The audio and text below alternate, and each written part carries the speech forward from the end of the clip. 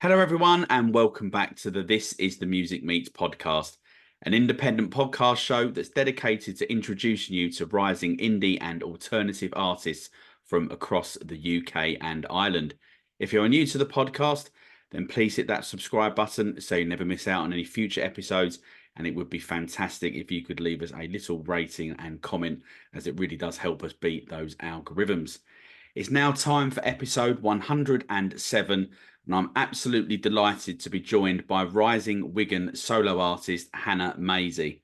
On today's episode, we're going to talk about Hannah's excellent new single, Pretentious, her recent festival announcements, and her thoughts on the challenges that women face in the music industry, and much, much more. So, Hannah, it is a very warm welcome to This is the Music Meets podcast. Thank you so much for joining me tonight. How are you doing? I'm doing good. Good. Thank you very much. I'm really excited to have a chat about loads of stuff because I feel like with my music side of things, I always just want to tell everyone everything that's going on. And obviously, there's people that just aren't interested, whereas I know that you are. So I can't wait to just tell you everything. Oh, brilliant. Well, thank you very much, first of all, for that, because it's kind of like what This is the Music is all about, trying to, as I said in the intro there, trying to, shine a light on up and coming artists and, trying to help them get noticed. And it's great, as I say, it's great that you reached out and asked to be part of this, because it's greatly appreciated, because kind of like what you're saying there, you never know how many people are listening either to the artist or even to the podcast itself. And as you say, there's obviously a hell of a lot to cover. You've obviously been an artist in your own right now for sort of like the last 12 months or so. But just before we come on to that, because there's some brilliant stuff, as I say, to talk about, I'd like to go right back to the very, very beginning. Can you remember, what are your earliest musical memories, growing up? Was it quite a musical upbringing, or did you just, kind of stumble into it? Yeah, so I was always into music, and I think from the earliest age that I remember, um it was very, very young, and I used to sing Over the Rainbow from Wizard of Oz. Brilliant. Living room. I think they've got a video of it actually, and I'd stand on the couch in the living room and I'd sing that. And I just remember my granddad cries at everything anyway, Yeah. but he was like that was the earliest memory that I have from music. And then I think when I got into, I think I was late stages of primary school, I started learning how to play guitar. So I was in year 5. Yeah. And yeah, I started playing guitar with my friend. We did lessons and stuff. And I think after that, when I got into high school, that's when it kind of fizzled out a little bit because I stopped doing the lessons, but I was doing it more by myself and learning myself. Yeah. So a lot of my guitar skills, I'd say, it cuts off at a certain point because I just started teaching myself after that. So I got a bit lazy with it. Which is something that I wish that I stuck with, to be honest. I wish I carried on kind of progressing with my guitar skills because I only play open chords. I play chords just to back up my voice and my vocals. So it is something that I wish I carried on with, but I didn't.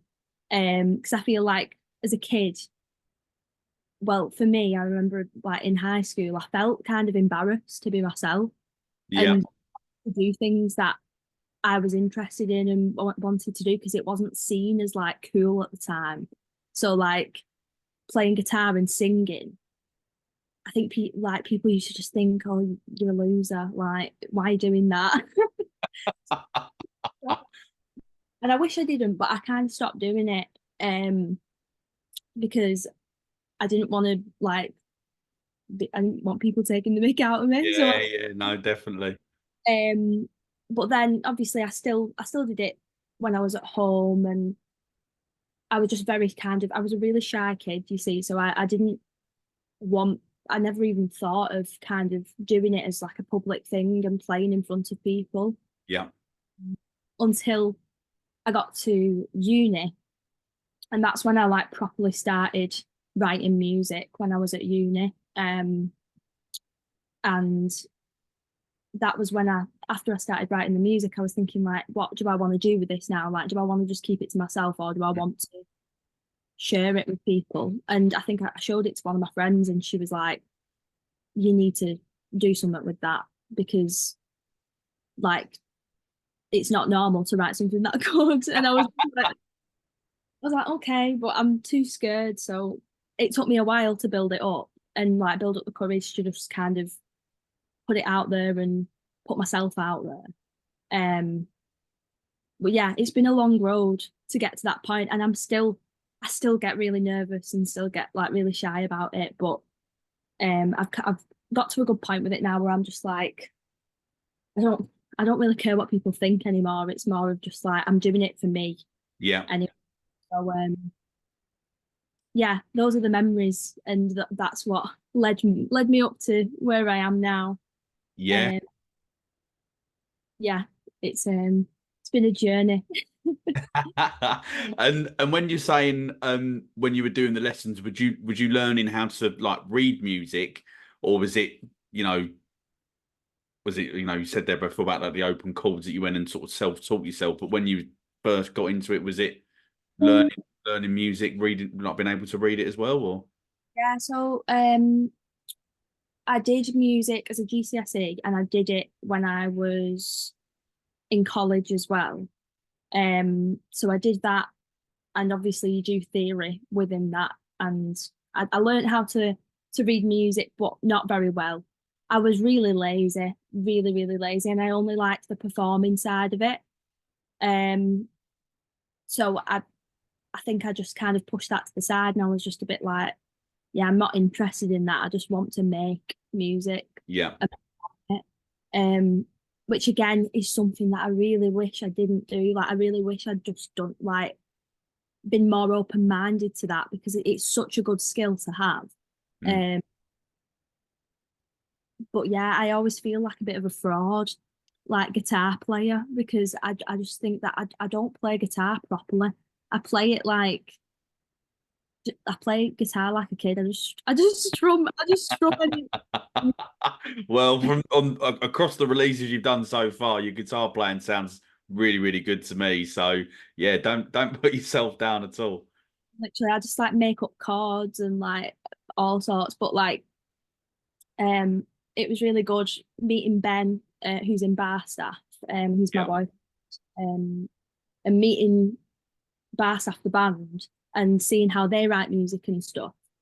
Um and they're just the same. Like they just make stuff up, and they Yeah. make and it just made me realize like, oh, it's just like doesn't matter. Like there's no right or wrong way to be playing. Like it's art. So there's no Yeah. right or wrong with art. Um so it made me feel a bit better about my guitar playing. Well, I think that's you pretty much there hit the nail on the head, to be honest, because I think, when I'm assuming, because obviously I can't, I've never written, well, I tried to write some songs once, and yeah, it was a bit of a disaster, shall we say. But it is literally for that first, that initial part of the process, it is literally just for you. Do you know what I mean? Yeah. For your own sort of enjoyment, as you sort of alluded to. So yeah, I don't think there's anything wrong with that. And if you make up a chord or whatever, or a riff, and it sounds great, it sounds great. Like who cares? You know what I mean? In a way. Yeah, exactly. It's made me realize it just doesn't matter. Like I used to get in my own head about it a lot and think that everything has to be perfect to a T. And that is why it took me so long to release stuff as well, because I was never happy with it. Um, but then it kind of got to the point where I was like, right, you've been recording for like nearly 2 years and you've not released anything. So are you going to be that person that puts music out there and you're officially an artist? Yeah. You're going to be that person that just never does anything with the music and then you just end up being unhappy with that. Which I think, obviously, if you are a musician and you play for yourself and you just want to keep your music to yourself, that's fine. Like, Mm. there's nothing wrong with that. But I knew that inside me, like, I didn't want to hold it in. Like, I wanted people to Yeah. hear. Um, so yeah, like, I just got into my own head about it, and I wanted everything to be perfect. And then I just thought, like, not there's when you actually listen to good music, it's not perfect. No. There's so many good songs that, you know, they don't have to be perfectly recorded and produced. Like, it can be messy. Yeah. Sounds good. So yeah, I've got out of that mindset now where I'm like, I kind of want things to sound a bit shitty. That it adds character to it. Like Yeah. the guitar in my new song, Pretentious, I wanted it to sound scratchy, Yeah. uh, and loose. Like, it's played very loosely. It's not meant to be tight. It's not meant to sound like perfect to the beat. It's meant to sound like really loose, like I'm playing it live, um, which is what I like the most about it. So we finally got there. Well, funny enough, you mentioning the new single, Pretentious, that actually brings us on quite nicely to the next question. It's been out for just over a couple of weeks now. It's had a fantastic reaction. If you look at the Spotify streams as we're recording this, it's just passed 13,500 streams, which congratulations, that's a fantastic achievement. But for those that maybe haven't heard the song yet, or maybe only just coming across you as an artist, um, yeah, can you just give us a little bit of insight into what the song's all about? Yeah, so I wrote Pretentious when I was at uni. Um, and I was going through a phase at uni where I was dating people for the first time in my life. I was like actually dating as like an adult because I was in like a 3-year relationship since I was like 17. Yeah, So I really had that opportunity as an adult to go out and explore and like meet other people and stuff. So when I got to uni, obviously that is like the place where you yeah, yeah, mingling with people a bit more.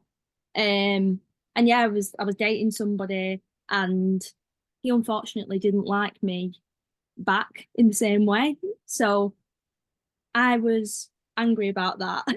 yeah, I didn't know how to express it because I was just like, obviously, your initial reaction is that you want to just like have a go at that person, and you just want to be like, why? yeah, Why yeah. not like me? What's wrong with me? But obviously, you can't do that because that's not rational. So, um, before, but still, it's not rational. Um, so I wrote a song about it, and at the time when I was writing it, it was very much like I was in two minds. So I was like I like you, I don't like you, I like you, I don't Yeah, like you, and that was kind of the I mean, you can hear that in the song because mm, it's like you're a pretentious prick, but I know you're more than this. Like, but it's like I'm saying, like, I'm insulting you, but then I'm also giving you a compliment at the same yeah, time. yeah.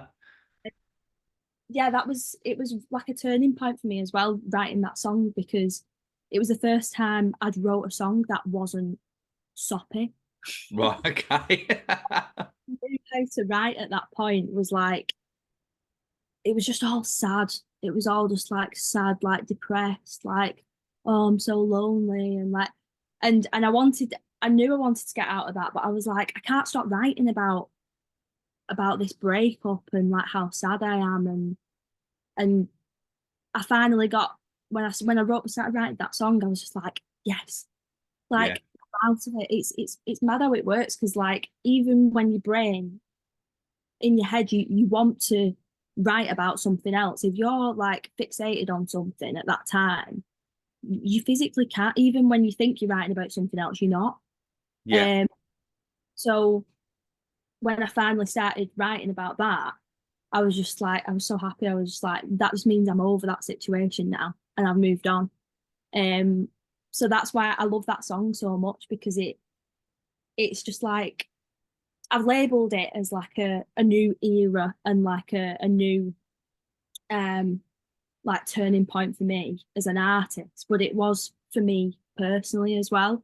Yeah. Uh, Obviously that was like, it was over a year ago now, so I wrote it a while ago. Um, but it really fits, I think, with this point in my life now as well, Hmm. which is, I think, obviously when you write songs, you're in a different state of mind to where you are in the present. Um, but it's still kind of it it makes me happy now because it makes me realize like how much I've grown as a Yeah. person. Um, so yeah, that was like the writing process of it anyway. And then I knew how I wanted it to sound. Like from the beginning, I knew exactly how I wanted it to sound. And I'd worked with a couple of producers Hmm. in the very early stages of like writing and recording my music. And I wasn't happy with how it sounded when we were recording it. Yeah. We didn't record it like fully. It was like very like short demos. Um, but I was never happy with it. And I got to the point where I just didn't like it anymore, didn't like the song, and I didn't want to do anything with it for a while. Um, but then I started like performing, and when I performed it live, it was the one song that everybody like would ask me about at the end, or they'd be like, "Is that song on Spotify?" Or like, "Are you bringing that song out?" And I'd be like, "No." Like, I'm, and, like the only reason the majority of the time that I play that song is because my mum is obsessed with the song. Like, she's like, "Hey, Pretentious, you need to play Pretentious." I'm like, "Mum, I don't want to." But yeah, I didn't like it. And then I met Joe Sage, which is he's a producer from Liverpool, and we recorded one song together, which is coming out very soon. We Excellent. That's what we like to hear. recorded that one first, and after we recorded that, like the session went so well. We spent like 12 hours together, and at the end of the session, I was like, "I've got a song that we need to record," and it was Pretentious. Because I knew like when we worked together, even from the first like 10 minutes, it was just like we clicked straight away, Yeah. Yeah. and we're now really good friends as well, which is nice, and I think that works. Um, and I think you can tell like you have to click with somebody to be able to work with them like in that close proximity and for Yeah. so long, like for 12 hours a day, like you've got to be able to put up with someone. So yeah, I was like so happy with that session, and I was like, yeah, we're recording a lot more music together. Brilliant. Well, obviously, it's what, as I say, it's what we like to hear artists that have got new music coming on the way. But just before we go on to more, obviously you put a video together for Pretentious. It looked like you had a great time recording it. Is how was that experience for you? Yeah, it was so I think I decided from when from when I decided that Pretentious was going to be my first single this year, I was like, it needs to have everything. Yeah. I don't just want to release it. I want to have like the whole thing. Like I want to have the whole promo back in. Like I want it to I want to start off strong for this year because I was I mean, we'll move on to my other releases at another point, but I just knew that I wanted to make it as best that I can. Yeah. Uh, so I got in touch with a, videographer and producer, and he's called Michael, but on Instagram he's called Sniper Mix. But Right. Okay. he's tagged in all of my videos that I put. And he was friends with Ben, my boyfriend, and they used to work together. So I knew that he was like a sound guy already. And then he'd recorded a video with them. And he usually does like rap music and rap videos. So it was like, obviously it was a brand new thing for him. He wanted Yeah. to work with different kinds of artists and just kind of get himself out there a bit more. And when I'd seen what he did for bar staff, I was like, yeah, like I want to do that with him. So he was so good with it. Like he basically like directed the whole thing, produced it, like recorded everything himself. Like it was just him with a camera, and like Ben was holding up lights and like LED and all sorts. Like but he even put together like all of the scenes and everything. Like I said to him what I wanted. And I obviously put together like a Pinterest board and said Right. like this is Okay. Yeah. what I'm going for. And he like sent me a document and it had like different scene ideas, and I was just like, let's just do all of it. Like we'll do all of them. So it turned out really well, and it was really fun as well because like I say, I'm still a shy person. Like socially, I'm really shy. So to be singing at a camera when other people are in the room, I was so nervous for it first, and like I didn't even know how to do it because obviously I was like, do I just mime the lyrics or do I sing them out loud? Like what what do I do? So I was miming it, and then we did one take, and he was like, "Can you sing it out loud for me, please?" And I was like, Oh no. singing it over and over again. And we finally got there. And it was fun, but at first it was a bit daunting. Yeah. Um, because even though like obviously I knew like obviously it was just Ben and it was Michael, and then my photographer Jen, who's called Lens of a Wool on Instagram. I said my photographer because she basically takes all of my pictures.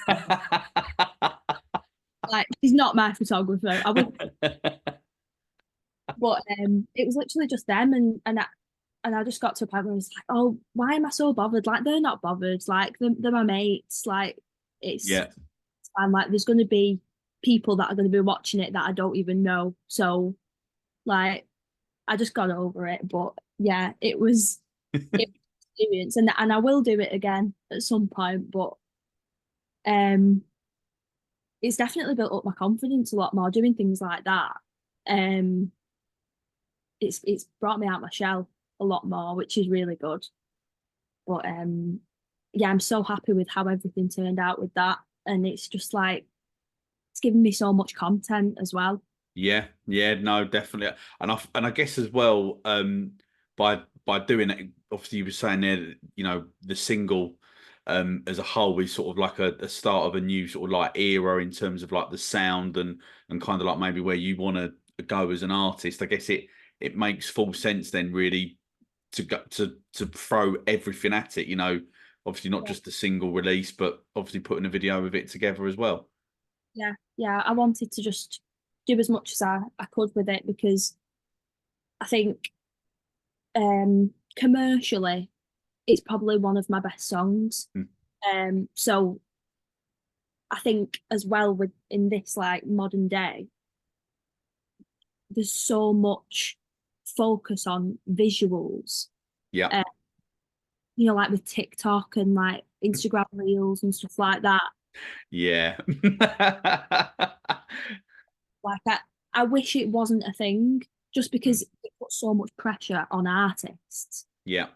because you have to have everything. Like to be marketable and to be interesting, you need to have the visuals as well, or Mm. else like people aren't clicking on you like on your profile and people aren't clicking on your videos. So um I've really tried to like get better at it Yeah. because obviously I want to push the tracks that I've done as hard as I can this year.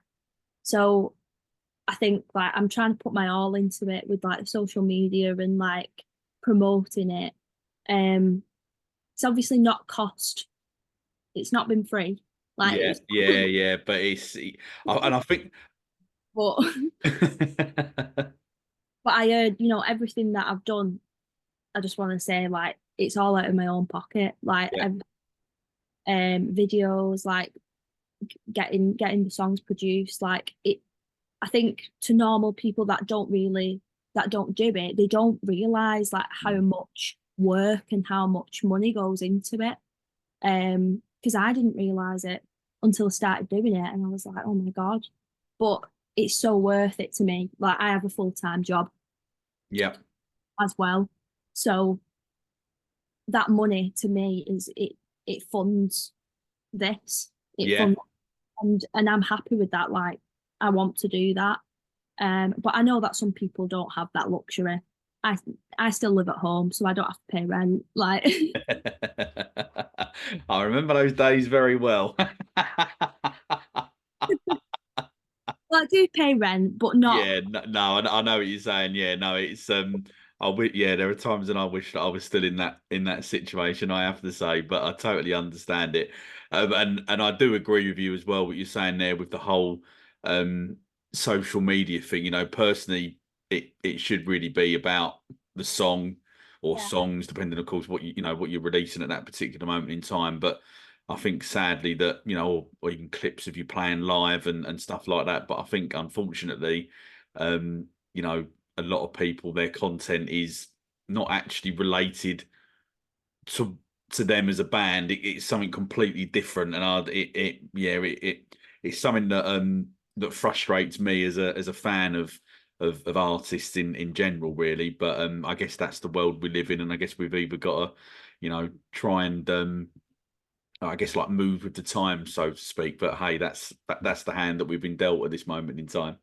yeah, that's what I mean. Like I think there's bands on TikTok and stuff, and they will get big on TikTok for something that for playing something that isn't their track. Yeah, Like playing like a cover, and they'll get big on TikTok, and people won't even realize that they release their own music. So it's a double-edged sword, really, because it's like, yeah, you're getting loads of mm, views, getting lots of attention, people know who you are, but people aren't listening to your music. yeah. Like That's it's or it might be, like they might be making silly videos that aren't about the music, and then that mm, gets lots of attention.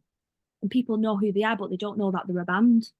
So it's like it's it's really mad how it works and like all of the logistics of it. And um I wish it wasn't like that. I wish I could just release music and that yeah. was people would listen to it. But Well, you've obviously done, very well so far in terms of the, listens.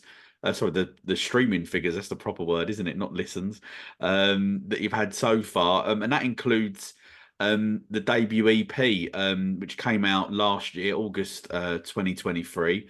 It was called Bitter. And for those people that haven't heard it, I highly recommend that you do, because it is a fantastic release. Full of emotion. And I think, kind of like as you were just alluding to, it was, where you were at that moment in time, as an artist and as probably as a person, and I think that probably captures that really, really well. Um, so what I'd like to know is, where did you record it? And obviously, why as well did you sort of take the decision really to release an EP sort of quite early on as an artist, really? Because that, I guess, if you look at what, I'm not saying you should do what everybody else does, and maybe this is the answer, but when you look at what other people do, they tend to, release singles before going on to something like that. yeah. Um yeah, it's funny that you said that because nobody's ever really asked me that question before. Do something new. Starting off with who I recorded it with, it was recorded with someone called Chris MacLeod or MacLeod. Really, really bad with names. But You join the club. yeah, he's like a electronic music producer, so Right, okay. it's completely different kind of kettle of fish. But um, there's a reason.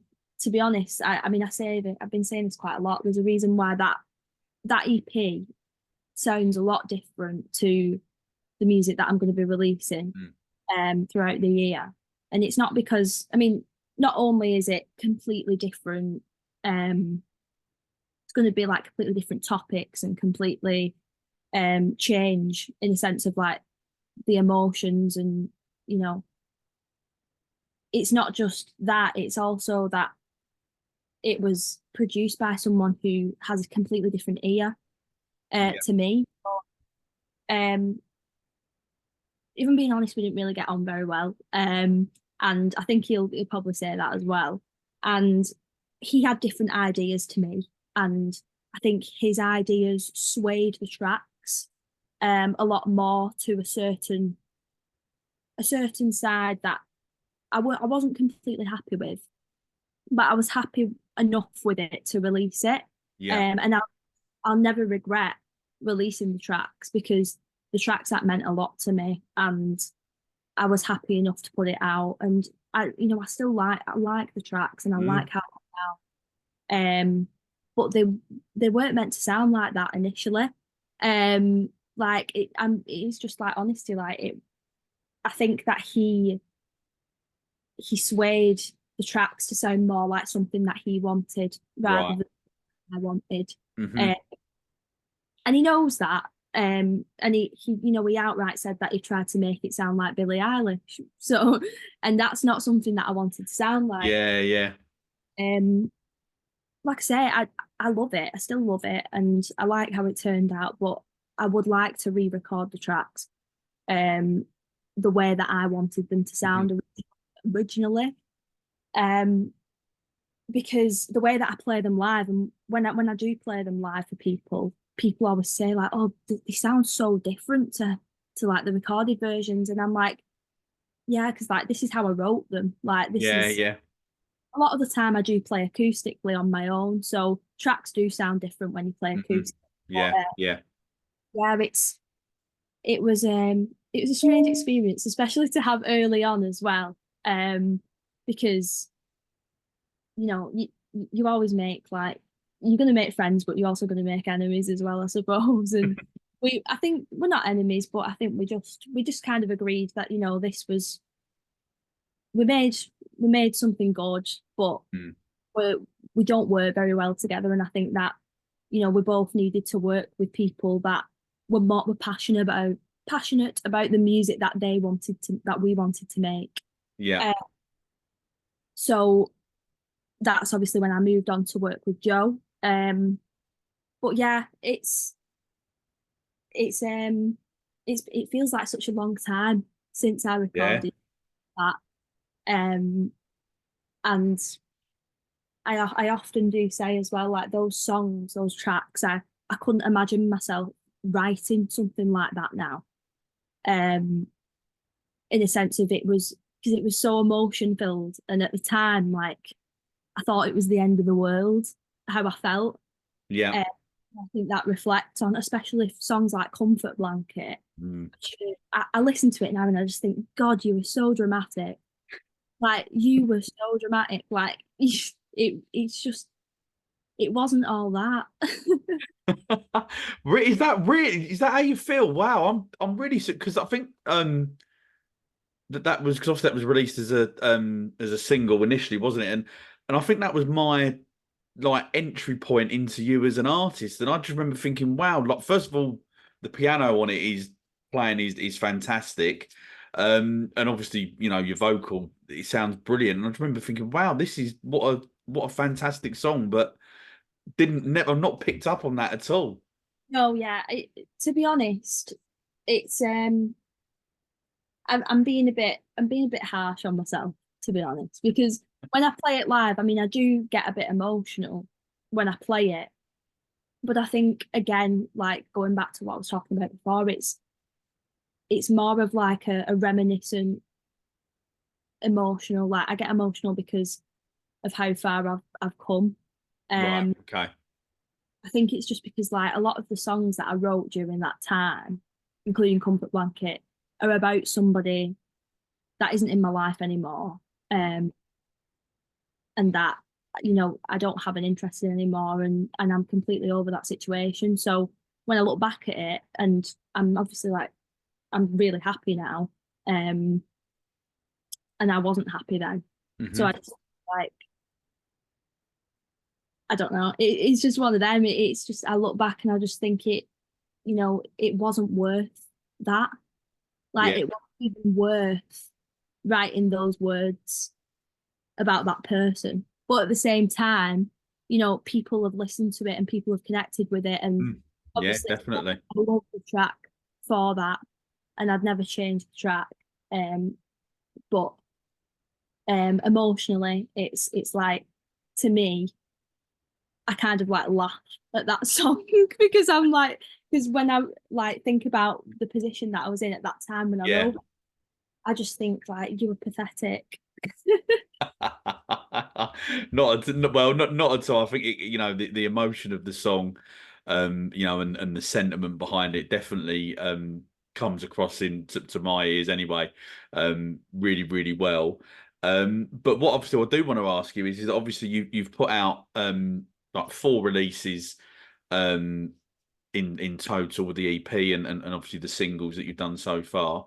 But if you were to recommend just one song to the This Is the Music listeners to go and check out Hannah Mazey for the very first time, what song would you recommend?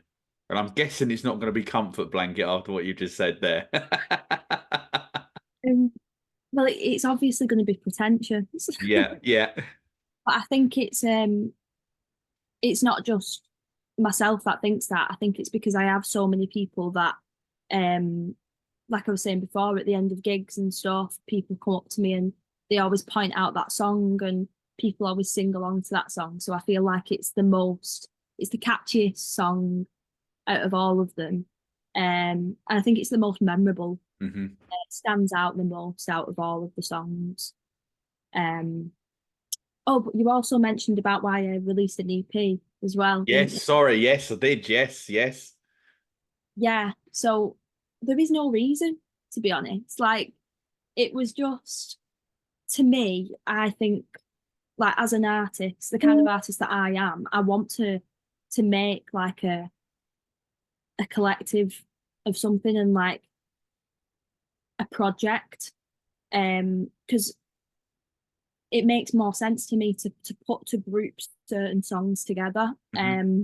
Whether that's like when I wrote them at that time, or like certain emotion that I was going through at the time.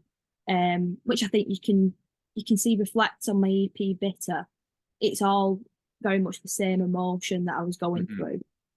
Which is why I wanted it all to be grouped together, because um they were all written at similar times, and they were all written um whilst I was going through a certain point in my life. So um it wasn't really that, I didn't think about it in like a marketable way. Hmm. It I was releasing singles, and then the natural progression for me after that was to make it an EP. Yeah. It wasn't There wasn't much thought that went into it, to be honest. I didn't think about it that much. It Yeah, was, yeah. It just felt right type of thing. yeah, and I knew that I wanted it to be called Bitter, um, and to have like pictures of me biting into lemons and stuff. Like, I just had this idea, just like, mm, because the whole EP, obviously, there's no song that's called Bitter, but I called it Bitter because in my song Without a Trace, there's a line where I say like, left me so bitter and stuck in my own head, um, which reflects on like all of the tracks on that EP. I think that when I wrote all of those tracks, I was feeling bitter. Yeah. Uh, so that's why it's called Bitter. And that's why I made it an EP. Yeah, I'm not sure whether I will have another EP coming out. I did have an idea for it. And to be honest, I still want to go through with it, but I've also like got into this headspace now where, oh, everyone just releases singles, so I Mm. should just release singles, and I should wait until, I get a better opportunity where maybe I can like put more money into more tracks and stuff. But I don't know. We'll wait and see. We'll wait and see what I do with it. It might be a last minute change of heart, and I might just make it at the end of the year. Who knows? Brilliant. Keep everybody on their toes, and I'm guessing as to what and to what's coming next. But let's move away from the studio now, and we're going to talk about live music, because obviously the last sort of well, couple of weeks, I guess, really, it's been quite an exciting time for you with some of the announcements that you've had, that you've shared with everybody. You've got an appearance coming up at Pine Festival, which, for those that haven't seen the lineup, it looks absolutely fantastic. They've got the likes of San Quentin, Tom Collins, Megan Wen, Lissy Taylor, the Kays, the Sherlocks, the lottery winners as well. But I think it's probably fair to say that there is one band in particular that you're most excited about to be sharing a bill with, and that is Scouting for Girls. So first of all, how excited are you to be playing Pine Festival?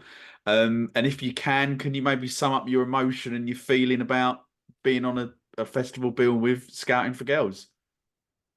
Yeah, it was. I wasn't expecting it at all. It was such a strange.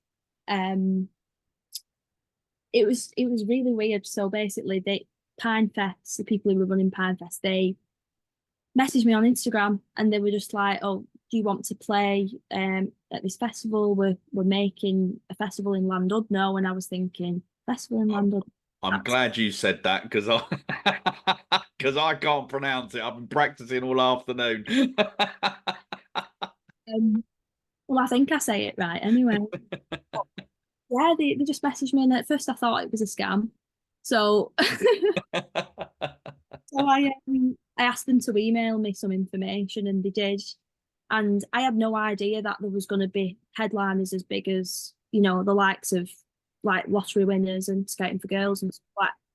I just thought it was just going to be a little festival.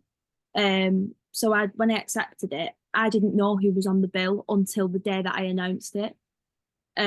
Literally, I didn't know until Wow. I announced who was on the lineup. So when I posted it, I was so excited because, like, and that's why obviously I put on the post. I was like, I'm on the same lineup as Gary. When I saw it, I was like, oh my god, like my name is like just like not that far underneath. Yeah, no, definitely, no.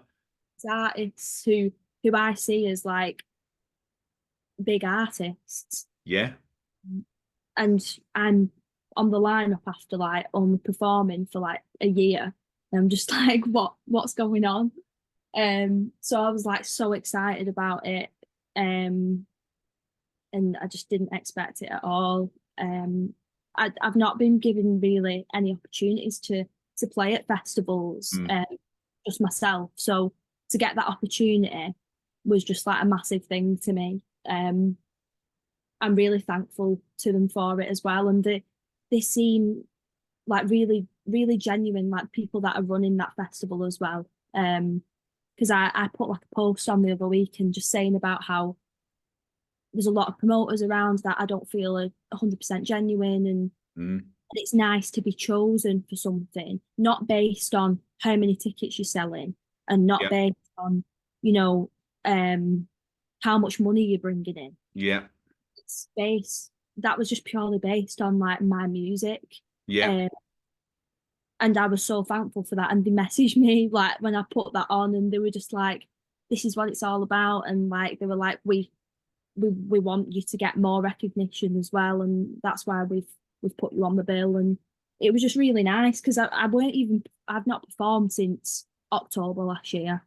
So my next gig is going to be this week, but I hadn't even performed since October, and they were asking me to do this festival, and I was like, it's just, yeah, it made me feel so good because I bet it was like I'm finally getting noticed just for talent instead of it about numbers.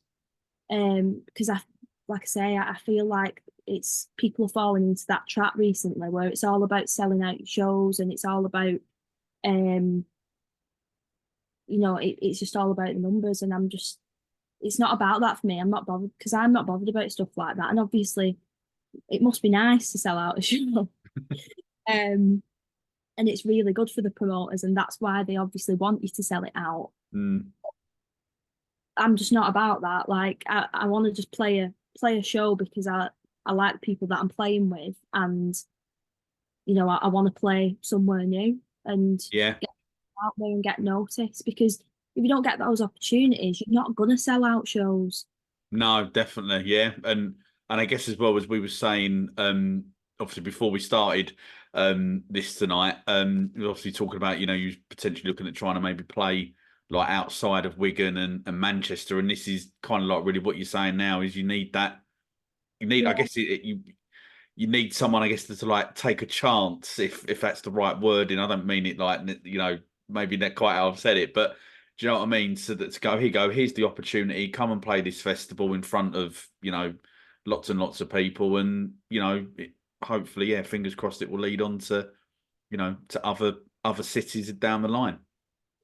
Well, I've been really lucky, to be honest, because I say I want to play outside of Manchester. I have played outside of Manchester, in London. Last year I played in London in, I think it was October. And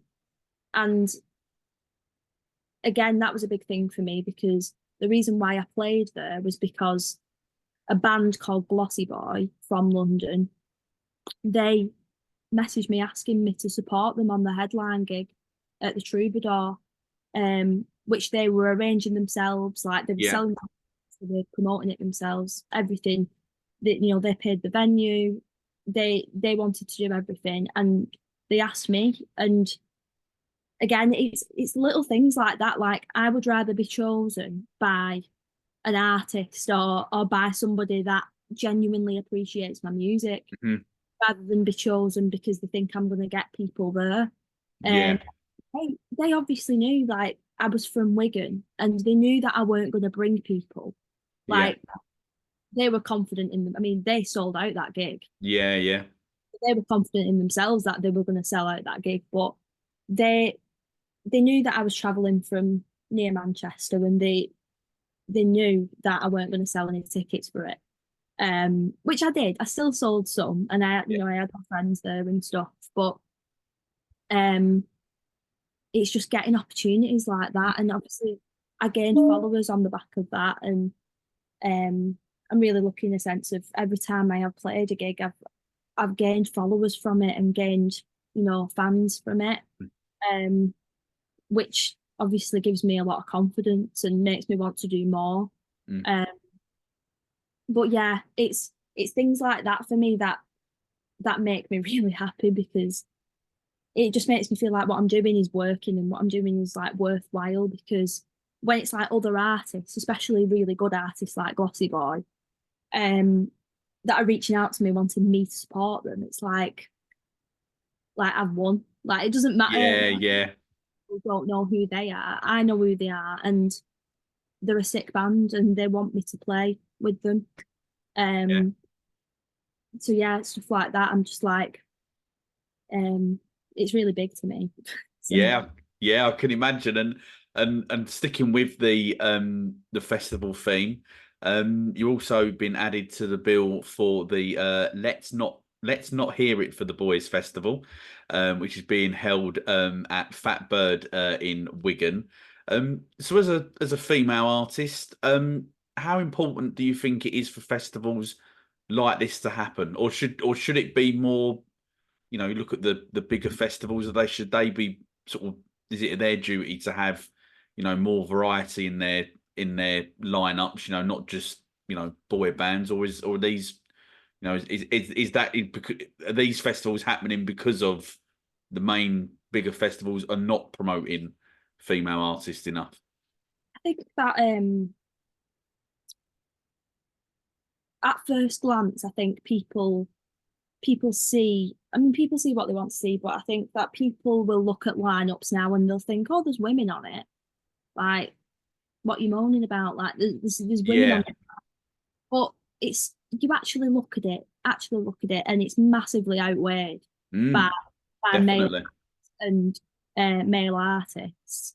And do you know what? Like, it's I look at talent, like it's not about gender, it's not about anything else. It's about the talent and the music, and if they're really good artists that really deserve to be there, fair enough. But you're telling me that there's more male artists out there that are incredible than women, and Mm. that's why there's more men on the lineup than women. Like, there's so many underrated female artists that I've met, and they get next to no recognition at all.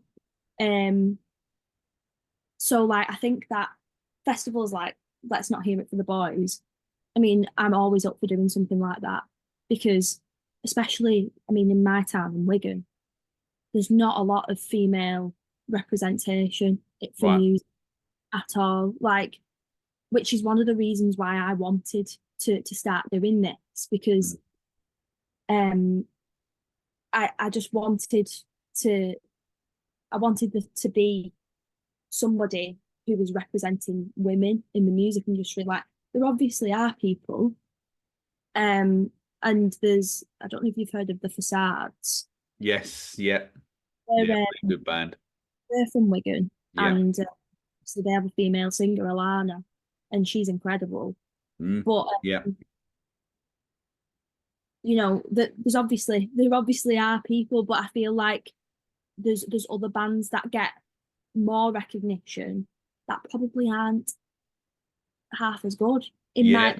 opinion, anyway. Yeah, no, I wouldn't disagree with you. I mean, I think, obviously when we was talking about Pine Festival, obviously in addition to yourself, the likes of, Lissy Taylor and Megan Wen being on there, obviously two, fantastic artists who seem to be getting, bigger and better with each release. Although they could probably be a little bit higher up again in my view on certain things. And I think probably quite a big thing.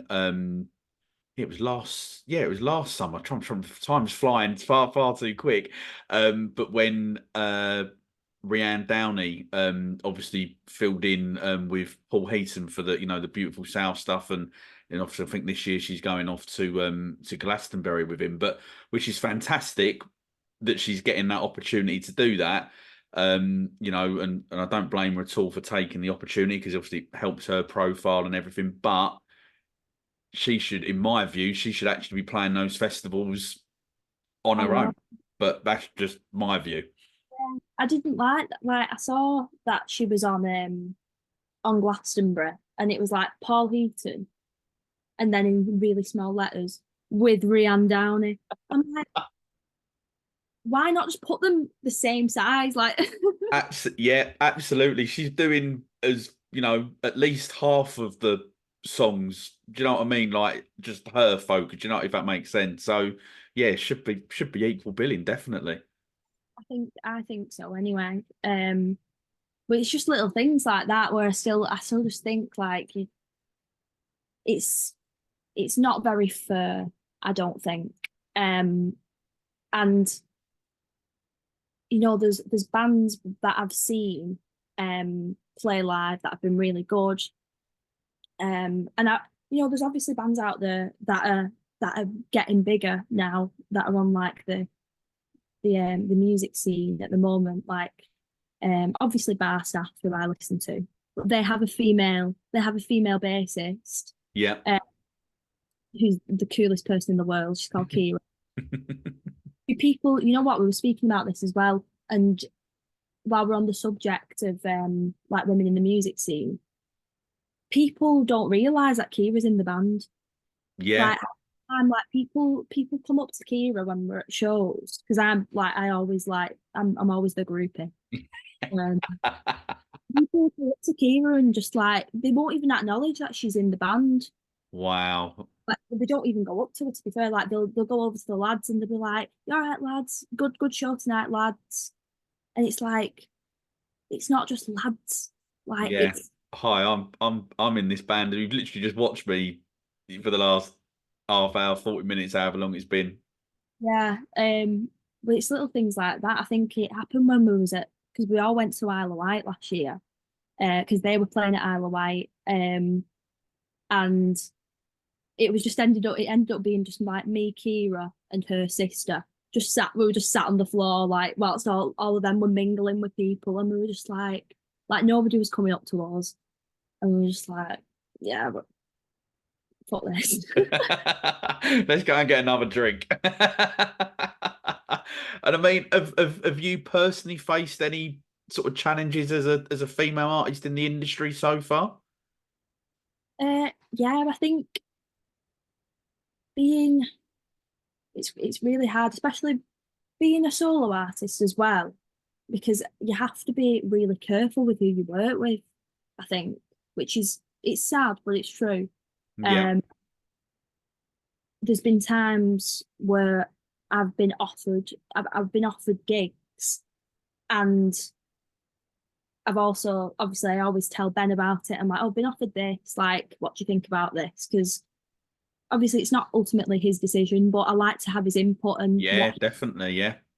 I can do it. If it and there was one time where I showed him and he said, "Oh, well, the guy who does that, um, he's not got a very good reputation with women."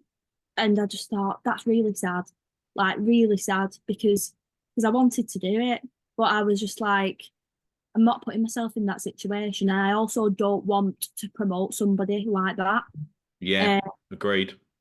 Even if people may not know about it and it's very under the radar. I mean, there are people that know, but I was just like, I'm not putting myself in that situation where potentially I, I could get myself into a situation with a predator. Mm. Um, and I also don't want to be plastering his promotion name out there for Mm. everyone to see, thinking that it's okay to work with this person because Yeah. No, definitely. Yeah. As you just say what you just said, that is so sad to hear that there are people like that and think they can get away with it. yeah, and it's just like obviously for very small and younger artists as well. You want to take anything that you get offered. You want Mm. to do anything because you just think it's an opportunity, and there's probably there's probably younger bands out there that would have jumped at that opportunity and they wouldn't have known what they've got themselves into. Um, because I think promoters know that bands that are just starting off are going to take anything that they get offered. Mm. Um, I find really sad because it's like you kind of put trust into these people. You Yeah. put to these people's hands to like deal with things and to um make sure everything runs smoothly, and it's a real shame that there's people out there like that. But yeah, that's one thing that I think is a challenge because unfortunately women have to think about things that way Yeah. more than men do. I'm not saying men don't like at all. Um, but I think more so women have to think about things like this, Mm. which it is really upsetting because I wish I didn't have to think about it like that. But Yeah, and I agree. It shouldn't be about that. Kind of like one of the things you were saying earlier on is, it should really be just about the music, yeah, and that is it. That's what that's what that's what you want to go and do, and obviously, loads of other artists as well. And to hear that, that's it's disappointing to hear yeah, that really. And yeah, hopefully that this is the sort of thing that gets kicked out, not just of the industry of the music industry, but in society, as general, without me getting too deep, I know. and But, turning myself into like a politician or something. yeah, but it's not obviously it's not all bad, and it's very rare that that happens. Well, it's rare that that's happened to me. It's only happened to me once, Yeah, but it's one too many in a year. In 12 months, agreed. it shouldn't be happening at all, to be fair. Um, but yeah, I mean, I think it's just in general, it's a lot harder just promoting yourself. Mm. Uh, and I've also found that, well, I feel that because a lot of the gigs that I've done has just been acoustic, I always feel that people just kind of come to make assumptions that I'm just like an acoustic guitar singer, Yeah. like a plays guitar. Um, when like a lot of my music, I wouldn't say it's like, it's not just acoustic music that I release. It's a lot more than that. So um yeah, I mean I don't do that many kind of acoustic cover gigs, to be honest, Mm. at all, because just because I to me it's dehumanizing to me. Yeah. Yeah. No, I can understand that, definitely. I think there's people that do it and there's people that are really good at it, and they get paid a lot of money for it, and I Mm. don't blame them at all. If I could do it, I would, and if I wanted to, but I don't want to because I'm not good at playing covers. I'm only good at playing my own songs, and I don't want to play other people's songs. Like that's not why I'm doing it. Yeah. Um, so like I have done the odd one, but it's um it's more so just to get a bit of money in my pocket rather than something that I enjoy, because I really don't enjoy it at all. I get more nervous for those gigs than I do for like like a support gig and stuff, because it's just having to remember so many words. I'm like, how do people do this? Can't do Yeah. it. So But yeah, what obviously what I would like to look at is reflecting over your, 12 months that you've had so far, sort of 12, 13 months in the yeah. industry. What is the one thing that you are most proud of so far? Obviously, you've done a hell of a lot with, first releases, EP, the new single coming out, video, Pretentious, and all that. So what would be the one thing for you that you're, most proud of? What I'm most proud of, I definitely say like the festival lineup, the Pine Yeah, Fe- Festival lineup is so far um like the biggest thing that I'm proud of. Um, just because of, I mean, the reasons that I said before, of that it was just the way that I was chosen. yeah, Um, and then just being able to play on a lineup like that. I think, yeah, it's made me like really so much more confident in myself, because you go through stages as an artist where you kind of lose, I think you lose confidence. And I went through that past like few months before I started releasing again. And I kind of started feeling a bit like, oh, like just drained with it. yeah, Um, not getting to where I wanted to be, and because it doesn't work out the way that you want it to, it never does. Um, and just seeing like where similar kind of artists are and comparing yourself all the time. I always do, and I still do it now. I try not to, and um, that's like the biggest killer. I think it's just constantly comparing yourself to other people. It really knocks you down, yeah, um, and it makes it hard to be proud of things, because you constantly just like thinking you're not good enough, and you you're not doing as well as that other person because you're not good. yeah. uh, No, for sure. so yeah, to be offered something like that has just been like a huge thing to me, and definitely built my confidence back up again to perform this year. Because I think it's like the latest gig that I have in the year. It's in August. Yeah, uh, so it's really like made me want to get more gigs in now before yeah, that, so that I can like build up my confidence a bit yeah. more. Yeah, no, sure, definitely. I can understand that, and I mean, fantastic that you've been given, the opportunity. As we said before, it's obviously a great looking, lineup there that I think really does give a good, Yeah, flavour of, unsigned artists, up and coming artists, but obviously also as well. Clearly, as we know, we're scouting for girls and lottery winners and stuff like that on it, with bands that are sort of fairly well established as well. So, all I can say to that is good luck to you with it. But what we're going to do? Oh, sorry. Just wanted to mention as well that I will be playing this year with a couple of other people on the stage as well, so it won't just be me. I've got it's such a weird band that I've got. What a way to introduce them. But it really works. Like, I feel like if I say this, people are going to think that's not going to work, but it works. So I'm obviously playing guitar and vocals.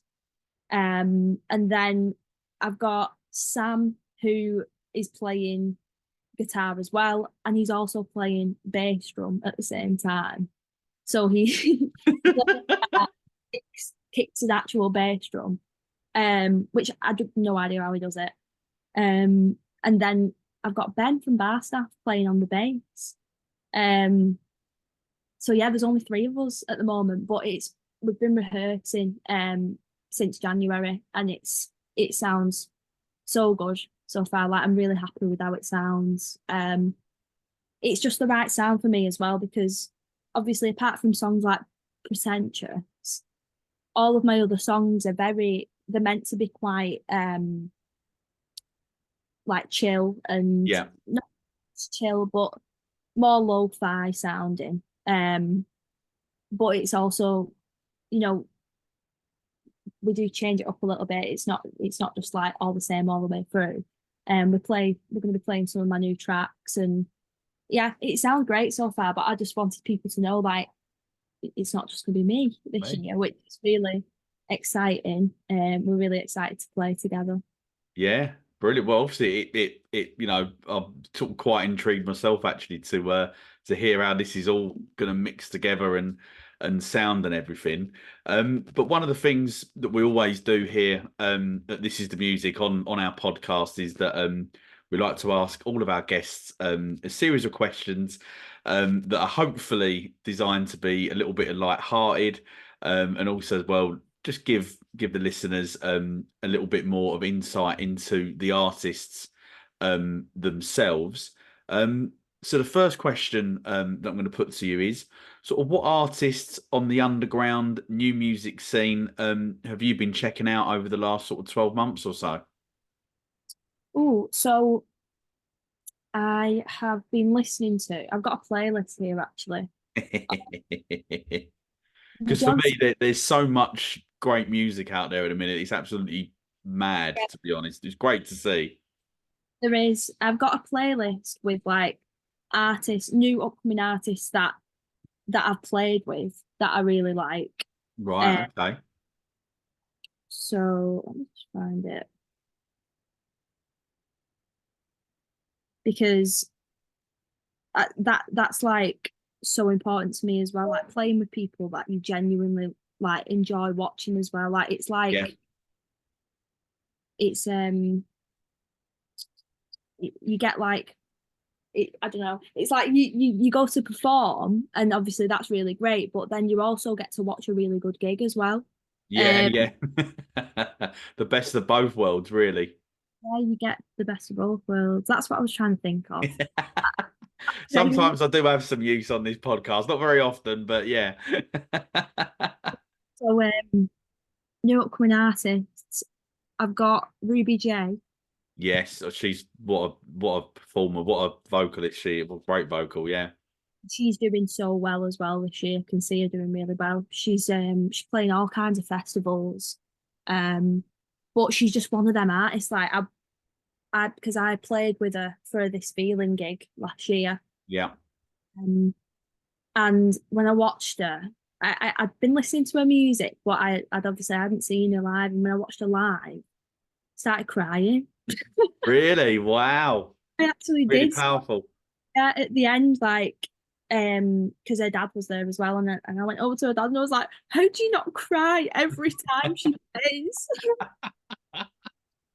And he's like, "She just gets better every time." I'm like, Well, I honestly I don't want to see her again then, because if she gets better than this, God, I'm gonna be like crying a river. But yeah, she's just so good. Like her voice, her vocals are just obviously out of this world, and then she's just a really good songwriter, Mhm. really authentic, and like she's so young as well. I think she's Yeah, only 8. yeah, It's insane, and it just makes me feel like oh my God, like she's 18 years old and she's playing like that. She when she's my I mean I'm only 23, but when she's 23, like the performer that she will be, yeah, yeah, she's gonna be a star. Like you can just tell. definitely, yeah, So she is amazing, and I always listen to her music. And then there's obviously Megan Wynn as well. yeah, Who were before. Um, yeah. I got to support Megan last year in end of October at a headline gig in Manchester, Ah, yes, yes. and it was really last minute for me because I think they had a support act on, and she got offered like a bigger show, Right. um, so she couldn't play. And then I actually found out on the night when I spoke to Megan, she put my name forward, which again, it was just like, Oh, it's amazing. which made me feel really good. She said like, I put your name forward, and I said, why don't we ask Hannah? So, yeah. And when I watched her perform, I was just like, she's so good, Yeah, so she is very good. she's so cool as well. Like she's the coolest person ever. Um, but yeah, I'd been listening to her songs before the gig, and I think she'd only released like I think it was Familiar Faces. Have you heard that Yeah, song? yeah. Yeah, been a massive fan of Megan's for good couple of years. She's great. She'd only just released that song a few days before, and I was there like singing all the words. Like, I've been start listening to it 'cause it's a really good song. Yeah, But yeah, it's just so I love going to gigs like that where you just genuinely like love the artists that you're playing with, and yeah. it's always the best kind of gig. But is there another artist that I've got on here? Um, oh, another band that I'm not sure if you know them. They're from Wigan, and they're called Slow Cheetah. Do you know what? Funnily enough, I've got a playlist myself, and I don't often do this. I obviously tend to listen to the songs in the week they all come out, and then they got pushed down. But today I had it on me shuffle. And funny enough, they came on today, and I'd forgotten actually how good the last release they put out earlier on this year, how good it was. It was fantastic, really enjoyable listen. Really good. And the reason why I love them so much as well is not just because they're from Wigan, but because they have such a different sound to the other bands that come out Yeah, of Wigan. Um, because I feel like Wigan bands and artists fall into this trap of sounding like Oasis and sounding like Arctic Monkeys and yeah, yeah, Albums, um, which you can't replicate. Like you can't replicate it for a start, and you can't do something that's already been done. Like if yeah, it's not interesting yeah, anymore. Um, so it's really nice to hear something like fresh coming out of Wigan music, because when they supported with me, we were both on support, and I hadn't heard them before, and when I heard them live, I was just like, yeah, I'm going to be listening to these again. yeah, Um, then they had like backing tracks and um like an electric drum kit sounds and stuff like that. So it was just so different to what it's not just like a guitar band. It yeah, was something different, which um really makes you stand out when you just have something a little bit different on stage. And um they're really good live as well. Singer is called Jordan, and he's one of the best singers that I've heard in like a boys band. yeah, yeah. I hope Ben doesn't hear that. It's all right. We'll edit that bit out. Um, there's obviously bar staff as well. Yeah, They're just outstanding, and I'm not just saying that because I'm not just saying it. Like they are really like one of the best bands um that I've heard on the scene. Because I do think that you just hear so many bands that kind of blend into one. For me, anyway. Um, yeah, I like to mix it up with genres and stuff and listen to new things. So when it's just like the same like guitar band and it gets a bit boring for me. So hearing new sounds and stuff and people being experimental, that to me, like I love that. yeah. No, definitely. I do agree. It's definitely nice to see bands, trying different sounds and I think at the minute there's quite a big thing. That sort of psychedelia music seems to be making a bit of a 60s psychedelic music seems to be making a bit of a comeback at the minute, and it's something that I'm sort of getting myself into a little bit more recently, which is fantastic to see. So the next question we got here for you is. You're allowed to see one final song from your favourite artist in your favourite venue. Who are you choosing? Oh, oh my God. Oh, this is so hard. I hate this question. I mean, from looking across your social media earlier when he was going, I guess I'm trying to point you into a direction here, which is probably wrong of me, really. But I'm surprised. I was expecting to go straight away with scouting for girls. Yeah, that's what I was thinking you were going to go with here. No, it would be. Can it be dead or alive? It can be anything that you want, Uh, or has that made it harder? oh, it would be Amy Winehouse, Oh, amazing. and then was it what were the other questions? Then One favorite art, one final song. So song, artist, and your venue. so song would be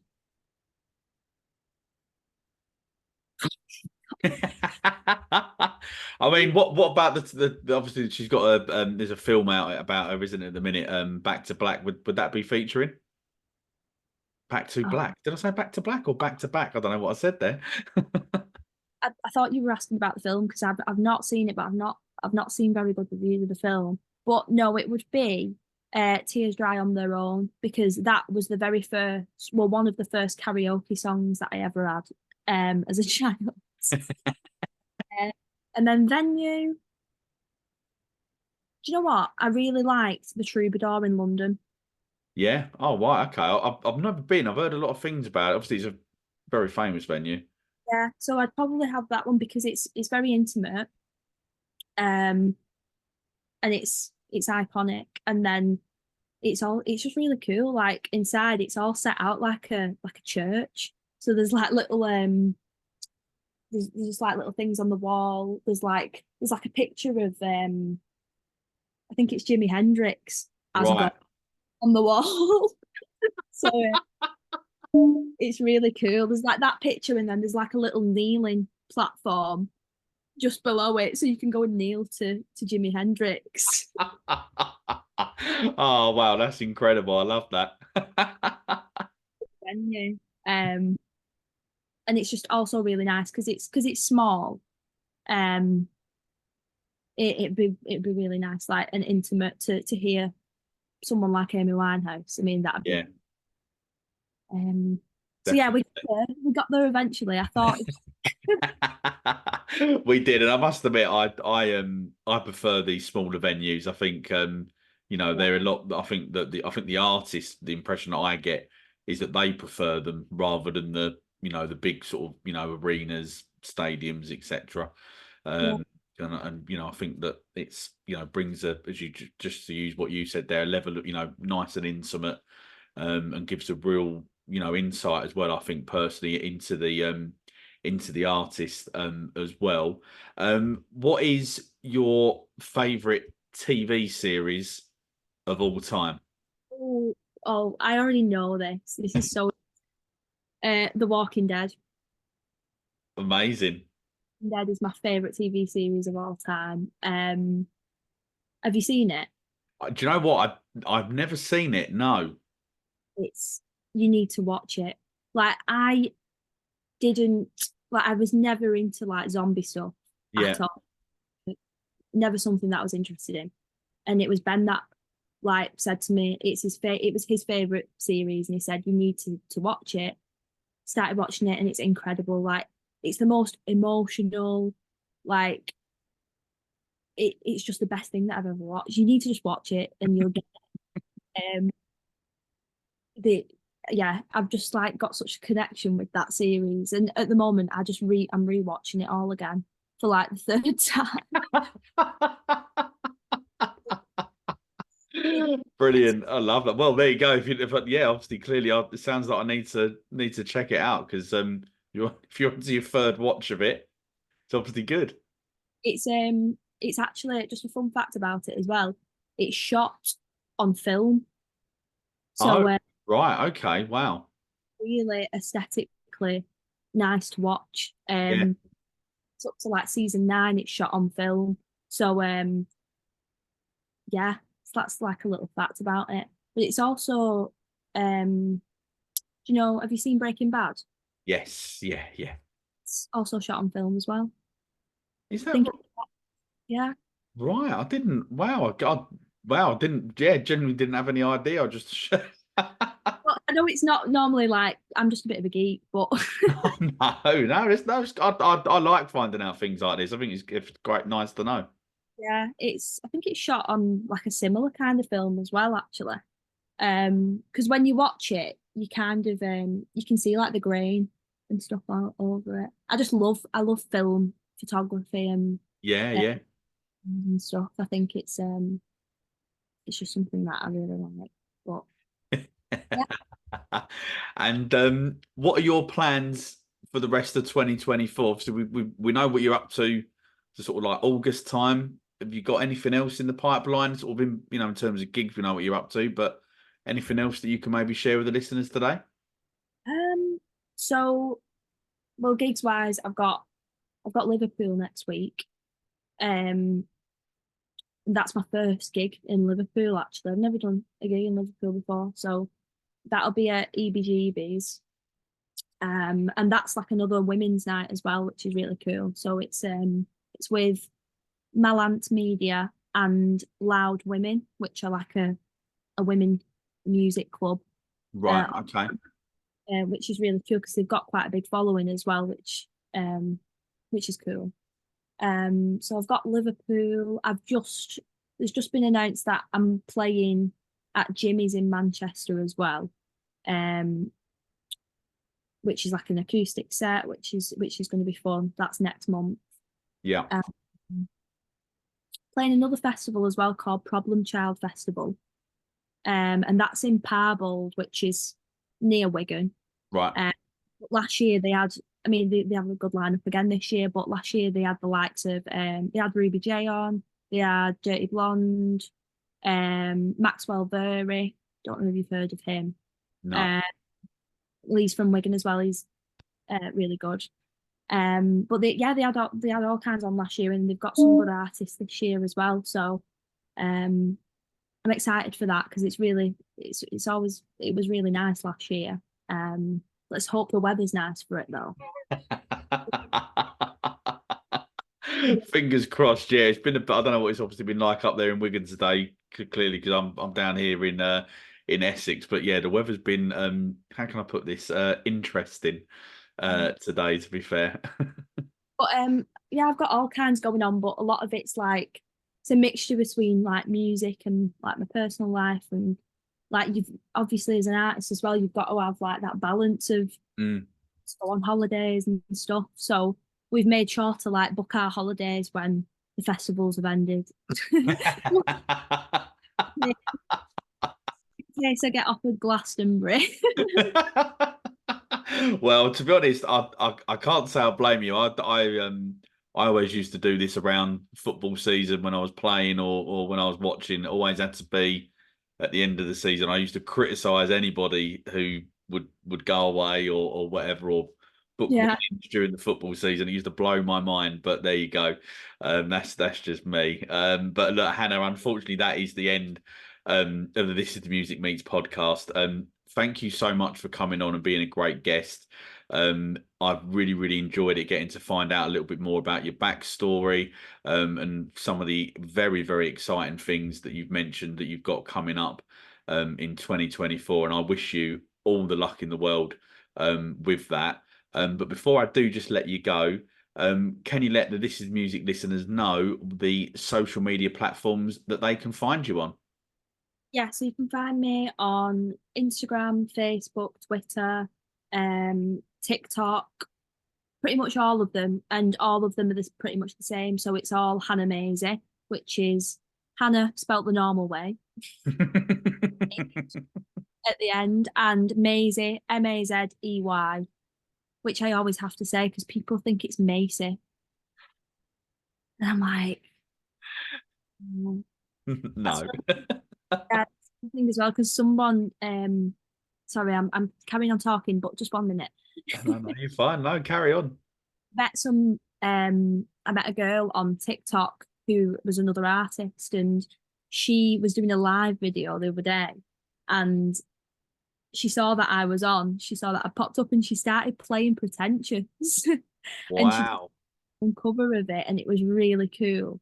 And somebody, the reason why I brought this up is because somebody, because she was saying, stream Pretentious by Hannah Mazey, stream Pretentious.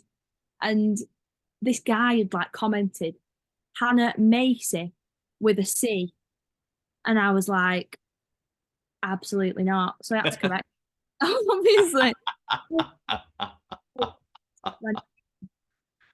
I don't blame you. I get it all the right all the time with my surname. People like to spell it AR rather than ER. So I totally understand where you're coming from, but that is very frustrating. And look, we'll put all of those links that you mentioned there in the episode bio, along with the ticket links for the festivals that you've got coming up, and probably more importantly for you, really, the links for the Pretentious single, and obviously the video as well we've mentioned on today's podcast episode. As I say, Hannah, thank you very much for coming on. I really appreciate it, and I wish you continued success with everything that you've got coming up.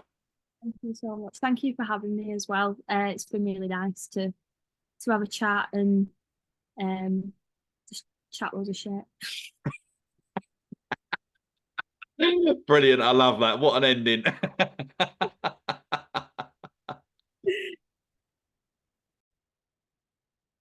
And all that leaves me to say is to thank everyone for tuning in to the latest This Is the Music Meets podcast. Please subscribe so you never miss out on any future episodes. And if you're loving the podcast, it would be fantastic if you could show us some love by leaving us a 5-star rating and written review, as it really does help the artists that we interview to be discovered. Thanks for listening, and I will see you very soon for another episode of the This Is the Music Meets podcast.